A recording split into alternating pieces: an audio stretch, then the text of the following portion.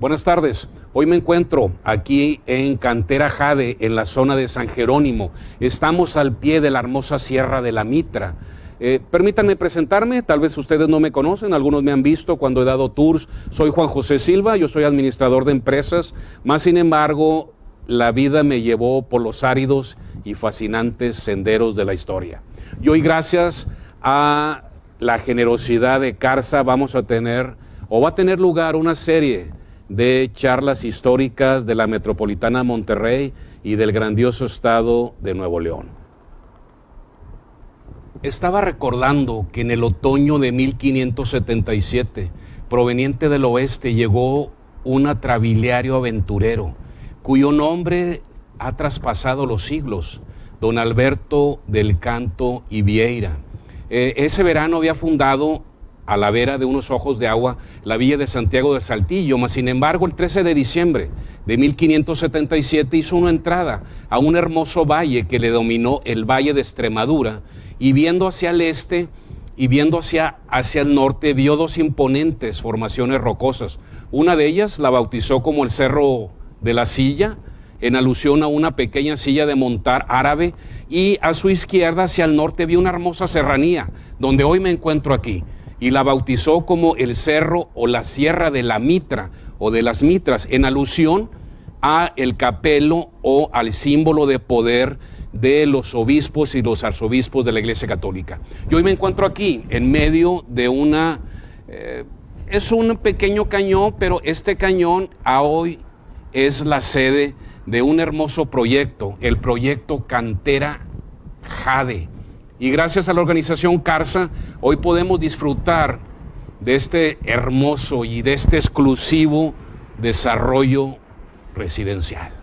Y como los decía, siempre la historia nos lleva, y Carsa nos va a llevar de la mano a la aventura de la historia. Les comentaba la última vez que nos vimos que en noviembre de 1590 una patrulla de la Inquisición, el Tribunal del Santo Oficio, acude presto a la antigua ciudad de Nuevo Almadén, en el norte de Coahuila, hoy conocida como Monclova. ¿Qué es lo que va a hacer ahí una patrulla de la Inquisición? Va a arrestar a nuestro héroe, a don Luis Carvajal y de la Cueva, el fundador del Nuevo Reino de León y gobernador del mismo. Una vez que lo arresta, a pesar de que él tenía numerosas tropas y los alguaciles solamente eran 4, él dijo: el que nada debe, nada teme. Voltea a su izquierda, ahí estaba su tesorero real, hoy el padre o el fundador de la Metropolitana de Monterrey, don Diego de Montemayor, y le dice: Diego, ahí te encargo el reino. Y así da comienzo, podemos decir, así termina el primer acto de la centenaria historia del Nuevo Reino de León. ¿Qué es lo que va a pasar con el gobernador? Se lo llevaron arrojado, le pusieron unas cadenas en la parte de atrás de su espalda y lo llevaron arrojado a lomos de una mulita. Es un largo viaje, más de 1,300 kilómetros, por aquellos fragosos caminos del Señor, y después de un largo periplo llega a las horrendas mazmorras o a los sótanos de la Inquisición. Todavía existe. El hermoso edificio de la Inquisición estaba por las calles de Isabel la Católica, en la hermosa Ciudad de México. Una vez ahí es sometido a tortura, y cuando él quiere que se aclare cuáles fueron los cargos, fueron 2.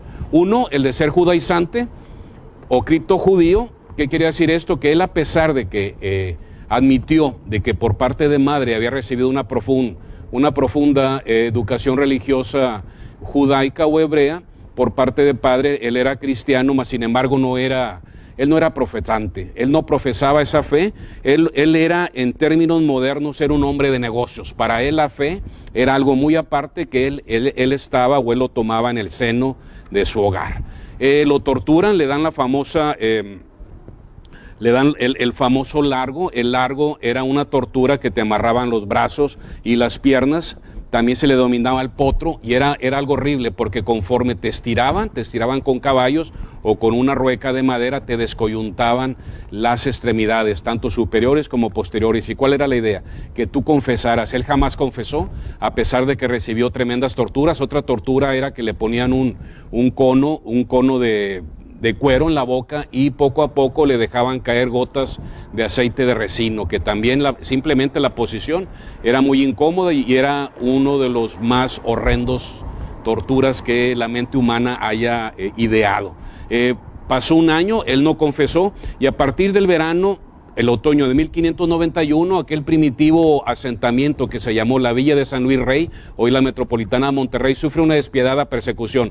Se persona aquí en las casas reales de la ciudad de Monterrey, citas ahí en Zaragoza, Hidalgo, se constituye de nuevo los alguaciles de la Inquisición y empiezan a juzgar, empiezan a arrestar y empiezan a torturar. A partir de entonces, los 500, 800 habitantes de esa incipiente ciudad se desbandan. Muchos de ellos van a Saltillo, el cual recibe una tremenda inyección de población. Otros terminan en el norte, Nuevo Almadén, algunos terminan en Santa Fe de Nuevo México y otros terminan en la Ciudad de México, inclusive en la ciudad minera de Taxco. Es así como termina la primera aventura del nuevo Reino de León y de su capital.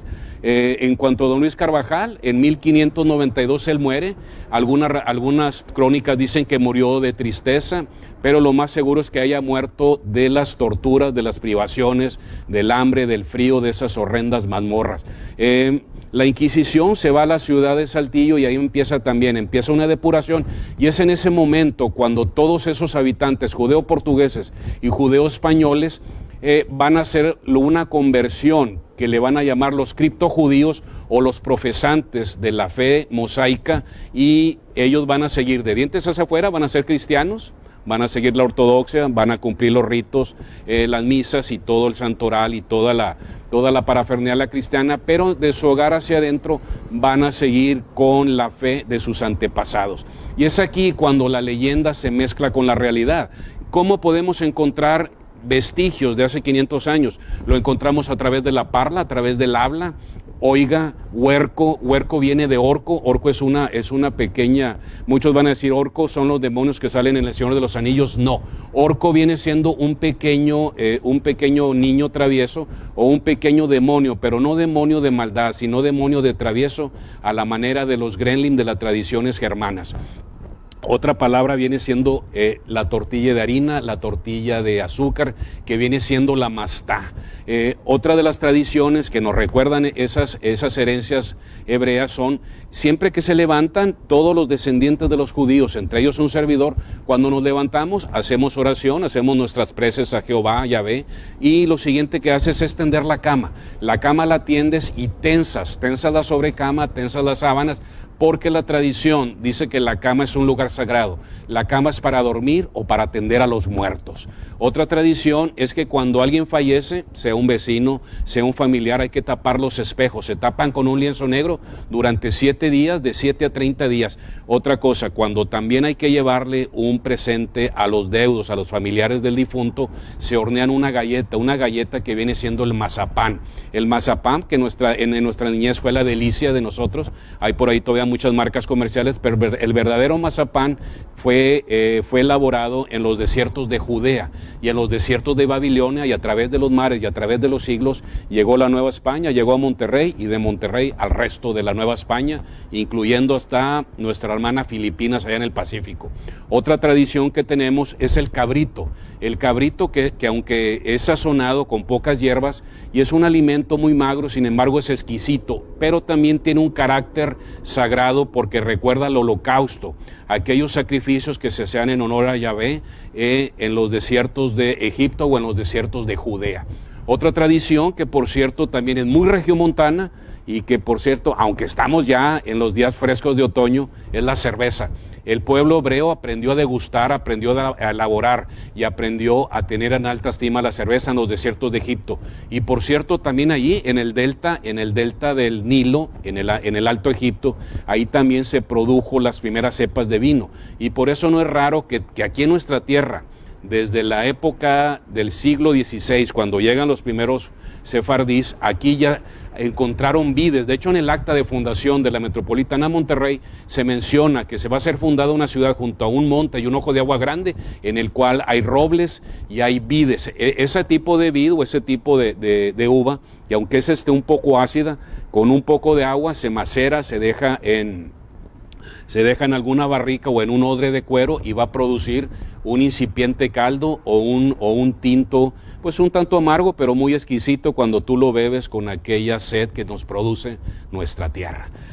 Pasaron los siglos y las tradiciones La cepa original se mezcló por razones raciales con otros europeos que eran cristianos, mas sin embargo nunca olvidamos esas tradiciones. En la ocasión pasada les mencioné que los jardines frontales de las casas de Monterrey, de todos los estados del noreste, incluyendo Nuevo México y Texas, ahí en el frente tiene que haber dos plantas. Una de ellas es la sábila. La sábila es una cactácea que con su baba tiene propiedades curativas, ya sea que se unte en el cabello o se unte en la piel o se beba mezclada con agua. Y otra es una pequeña hierba muy olorosa. Mi abuela le llamaba huele de noche porque con un solo roce soltaba un aroma muy sutil, pero que al caer la tarde y con el primer rocío se acrecentaba el aroma. Las tradiciones dicen que ese aroma es para pedir que los jinis o los genios del mal entren a tu hogar. En la parte de atrás les mencionaba, nada más para recordar, hay tres tipos de árboles. Los cítricos, que representan la amargura, cuando nos expulsan del paraíso: naranjas, limones, toronjas, mandarinas. Otro exquisito fruto que debe de estar exactamente en el centro del patio es la higuera negra. La higuera negra simboliza la presencia divina. Y el granado rojo, con esos exquisitos granos que se dan sobre todo entre julio y agosto, al final del estío, ese simboliza la unión familiar. Pasaron los siglos, pasaron los decenios y quedó enterrado las tradiciones sefardíes en el Nuevo Reino de León, pero en 1936 un hijo de los desiertos de Coahuila, pero que se crió en Monterrey, que estudió en Monterrey, el ingeniero militar don Vito Alessio Robles, en una serie de artículos publicados en el periódico El Porvenir de la Ciudad de México y del periódico El Universal, verano 1936, él empezó a desenterrar y empezó a dar de nuevo a conocer esa fascinante, esa extraordinaria historia de los sefardíes, y lo tituló La Judería en Monterrey. De inmediato fue atacado, mas sin embargo sus credenciales como investigador, como militar condecorado en la Revolución, pero sobre todo como un acucioso historiador, le permitieron dar que se le diera la vericidad o que se le diera crédito. Entonces, a partir del verano de 1933 hay un redescubrimiento de nuestros orígenes sefardíes. Entonces, a partir de los años 60 y 70, la cuestión sefardí ya estaba bien posicionada en el inconsciente colectivo, si es que ya no estaba posicionado en las tradiciones familiares. Y a partir del año 2015, gracias a una ley o a un decreto real que se emite en las Cortes del Reino de España, España y sobre todo la corona española, todo el organismo español, todo el Estado español va a reconocer la injusticia que se cometió aquel 30 de mayo de 1492, donde se expulsaba a los sefardíes. No nada más pidieron perdón, sino que también se les restituyó sus bienes en la medida de lo posible, pero también se les devolvió lo que habían sido perdidos, se les devolvió la ciudadanía en aquella patria que les abrió sus brazos generosos, así como Monterrey y el Nuevo Reino de León les abrieron sus brazos generosos. Por eso ahorita hay un descubrimiento, hay un redescubrimiento de nuestras tradiciones sefardíes. Y por cierto, pasé por alto otra tradición que por ahí nos es muy cara todos los sábados: la carne asada. La carne asada, muchos dicen, fue traída por los ejércitos yanquis allá por 1846, cuando invade nuestra patria. No es cierto. La tradición de la carne asada, tal como la conocemos, comenzó en el largo exilio, después de que salen de la esclavitud del Egipto de los faraones. Ellos tuvieron que sobrevivir en el desierto durante 40 años. ¿Y cuál fue la forma de sobrevivir? Aparte de traer sus ganados, en los desiertos hay muchos salares, y lo que ellos hicieron, no nada más traían borregos, no nada más traían carneros, traían cabritos, también traían reses, y a partir de una vez que sacrificaban, una vez que hacían el holocausto, una vez que hacían las ofrendas a Yahvé, procedían a salar la carne y procedían a asarla en rudimentarios hornos o en rudimentarias parrillas, y de ahí viene la carne asada. No se crean lo de la carne asada, que es una tradición sajona, es una tradición sefardí. En la próxima entrega hablaremos sobre el desarrollo económico, sobre el desarrollo industrial de aquel Monterrey de fines del siglo XVI, 1590, y nos vamos a extender hasta el siglo decimonónico, 1890.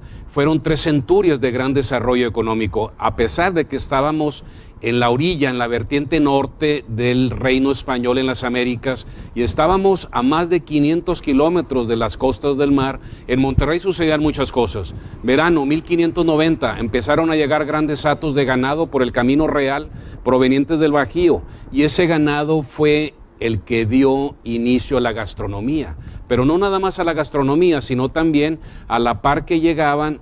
¿Por qué llegaron aquí los hatos de ganado? Por dos razones: el agua, y porque la hierba del Valle de Extremadura de Monterrey tenía grandes depósitos de sal, y eso dio lugar que, a la par de que se engordaban aquí los ganados, también su piel alcanzara una lustrosa belleza. Y no nada más hubo gran alimento, sino que también los cueros dieron lugar a la primera gran industria, 1610. A la par que llegaban los ganados se desarrolla las tenerías, que es el proceso a través del cual se producen, se procesan, se peinan y se curten los cueros. Eso dio lugar a una industria peletera, que inclusive aquí en Monterrey no se procesaban, mas sin embargo aquí llegaban ya los productos elaborados. Se le conoce como jarciería, y la jarciería lo mismo, es un cinturón piteado, que es una bolsa de dama, pero es también botas, son monturas. Y a partir de aquí, a través de contrabando, se fueron a las colonias americanas que estaban ya desarrollándose en la costa oriental de lo que después sería conocido como Estados Unidos. En 1650, el gobernador don Martín de Zavala trajo tres gramíneas, una es el trigo y el otra es el centeno, y a partir de entonces, en estas tierras resecas, en estas tierras donde llueve por lo menos cada 2 años, comenzó a producirse el trigo. No se producía aquí en Monterrey, sino en un lugar que conocemos como Chipinque. Esos valles casi alpinos de más de 1000 metros sobre el nivel del mar tienen la suficiente humedad y la suficiente frialdad para producir un exquisito trigo. A partir de ahí son las harinas. Llega 1670, en 1670 llegaron procedentes del puerto de Veracruz 2 herreros, y a partir de ese momento la incipiente ciudad de Monterrey va a tener una pequeña industria de forja. ¿Dónde estuvieron las forjas? Las forjas estuvieron a lo largo del río Madre, que es el río Santa Lucía. Hoy, donde podemos caminar y donde navegamos a lo largo de ese río, ahí estuvieron las primeras forjas o los primeros talleres de fundición de hierro. ¿De dónde venía el hierro? Venía de un cerro que está aquí a 300 kilómetros al oeste, el Cerro del Mercado en el oeste de Zacatecas. 1585, retrocedemos 100 años porque alrededor de Monterrey se encontraron 3 venas o 3 vetas, se encontraron 3 filones de plata, oro y plomo. Todavía se producen en pequeña escala, pero a partir de 1580, 20 años antes de la fundación de Monterrey, ya había una incipiente industria minera. Por supuesto, aquí no se producía, aquí no se molía, aquí no se fundía, pero aquí se extraía, y eso fue uno de los orígenes por los cuales nuestros antepasados llegaron a estas tierras.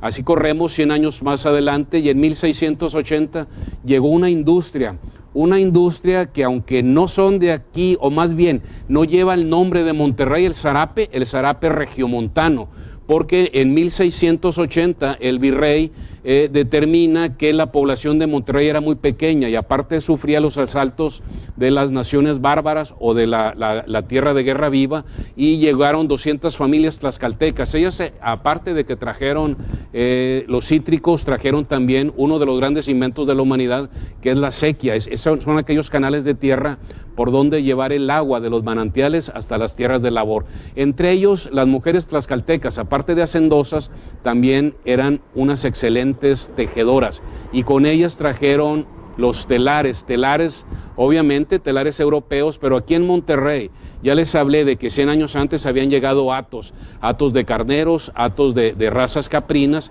y aquí se engordaban, pero también aquí se quedaron ese vellón o esa lana de los carneros que venían de las tierras frías del Bajío. Aquí se peinaban, se cardaban, y a partir de entonces la Monterrey va a tener una incipiente industria de hilados y tejidos. Y aquí nació en zarape, ¿Por qué no el zarape regiomontano, es el zarape saltillero? Por la sencilla razón de que en Saltillo tenía lugar cada año, a fines del verano, principios del otoño, había una gran feria. Y la feria, como es conocida, era donde se intercambiaban productos y servicios. Y dio la circunstancia de que las mujeres tlaxcaltecas, después de haber tejido esas hermosas prendas llamadas zarapes, aparte aquí también con las tierras o con los minerales que daban nuestras tierras, también las coloreaban o las pintaban. El caso es que cada septiembre se iba a la feria de Saltillo y ahí se empezó a comercializar esos hermosos mantones, esos hermosos zarapes que eran producidos en algún rincón del barrio de Catedral o del barrio de Santa Lucía. Y a partir de 1580, 1690 va a ser llamado el saltillero o el zarape de Saltillo, pero el zarape es tan regiomontano como es la tortilla o como es la cerveza. Llega a 1700 y en 1700 un gobernador, don Genaro de Villamil, discurre pedir la autorización real para que en Monterrey se empiecen a elaborar lo que se le llamaba caldos. Los caldos o los vinos, ya no se producía la uva. Hubo unas grandes sequías a fines del siglo XVII, lo que determinó que los pocos viñedos que hubo desde el siglo XVI, desgraciadamente se secaran, pero a 200 kilómetros al oeste, en un lugar llamado Santa María de las Parras, se comenzaron a producir excelentes uvas, tanto uva Merlot como la uva Zinfandel, que es para producir vinos tintos o vinos blancos. Y a partir de 1700 el gobernador de Villamil pide autorización y nace una incipiente industria que a lo largo de 50 años, 1700, 1750, hubo una industria del vino aquí en Monterrey. Fue muy pequeña, fue muy casi casera, pero eso también dio lugar a una gran concentración de riqueza. Y a la par que el vino se extinguía, la industria del vino se extinguía a través de las rutas comerciales y a través de la apertura de un puerto de mar llamado Tampico, empieza a llegar al nuevo Reino de León, a sus valles, sobre todo los valles húmedos del sur, comienza a llegar una de las grandes riquezas que fue la base de la riqueza de muchas islas del Caribe, la caña de azúcar. 1750, 1760, los ayuntamientos de San Felipe de Linares y el ayuntamiento del Valle del Coajuco reciben autorización para sembrar más de 1000 hectáreas o más de 50 solares van a ser sembrados con esa gramínea que no es otra más que la caña de azúcar. Una vez molida, una vez levantada la zafra, allá por el mes de octubre, noviembre, tiene lugar la molienda. Una vez que se molía con la fuerza de la tracción de una mulita o de un caballo, daba lugar a un exquisito brebaje que se le conocía como la sangre o el licor de la caña. A veces también se le llama aguamiel, a veces también se le llama hidromiel, pero una vez calentado daba lugar a un exquisito dulce que se elaboraban unos conos a partir de madera y eso fue el piloncillo. Cada carga de piloncillo se vendía a precio de oro o a precio de plata en los grandes centros mineros, Jerez, Zacatecas, Parral, inclusive a lugares tan lejanos como Guadalajara y Ciudad de México. Y esa industria, una industria marginal, una industria nacida de la esclavitud, que no era más que la caña de azúcar, dio lugar a una gran riqueza y a una gran concentración de poder, que no era otro más que las cargas del piloncillo. Todavía podemos encontrar piloncillo, sobre todo en estos fríos meses de octubre, noviembre, diciembre, en los valles al sur del estado de Nuevo León. Pero es extraordinario que esa carga o que esos pequeños trozos de piloncillo, ¿para qué servían? Servían para endulzar el café. ¿Por qué? Porque el azúcar blanca era muy cara, solamente los gobernantes, solamente las clases altas eran las que podían darse el lujo de adquirir la azúcar blanca. Y que por cierto ese azúcar era traída de contrabando. ¿Y cuál fue la base de ese intercambio? Fue el piloncillo. Todavía en algún rincón de Monterrey, en algún rincón del estado de Nuevo León, se produce el exquisito piloncillo. Pero será en la próxima entrega cuando hablemos sobre otras dos industrias que van a ser señeras para el desarrollo industrial de Monterrey. Nos vemos en la próxima misión, orgullosos de ser de Nuevo León. Hasta luego.